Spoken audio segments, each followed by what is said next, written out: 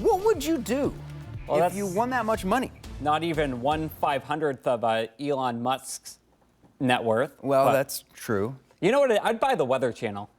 Could you get it for that much? Could you imagine? After taxes, you're going to get about 500 million. Yeah. Give or take. I don't know what the Weather Channel is worth, but what would you do? I would spread the wealth amongst my friends and family and pay off some debt. Probably get some So new that's suits. a couple million. Now you still have Yeah. 495 million. I'd give a lot of it to charity, if I'm being totally honest. There you go. Find some good causes out there. I'm sticking to my guns, getting the Weather Channel. Yeah, I support that. All right, lots to get to right now. We could talk about this all day long. We certainly could. But this is what we're thinking. Cloudy and dry today.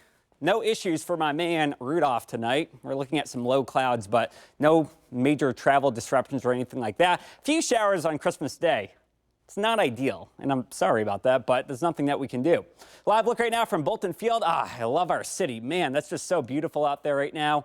Wish it were more sunny or even some snowflakes if it is going to be cloudy, but it's not what we have. Live look right now from downtown. A little bit better of a shot right there.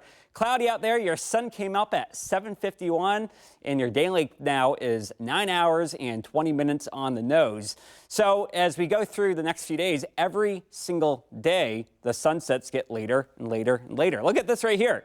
3 weeks out, 5:29 p.m., almost 5:30, so it's getting better. Our earliest sunset was at 5:09 p.m. back on December the 7th. Shortest day of the year, first day of winter, was obviously this past Saturday on December the 21st, but we have yet to have our latest sunrise. That doesn't happen until January the 4th at 7:53 in the morning.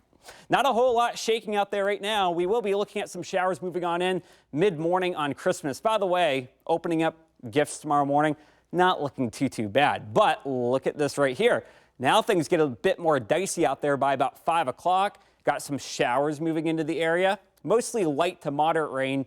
We're not looking at anything too heavy, but I just want you to be in the know as we head into Wednesday. And then look at that big yellow disc in the sky, the sun. I think it's back out as we head into Thursday. I know we have not seen it in a long time. All right, so now jet stream goes like this up to the north. High pressure is back in. That's going to lead us back to the 50s going into Thursday and Friday. Latest data shows we could get into the 60s or near 60 as we go into Saturday, which is a stark contrast from anything that we felt over the last few days.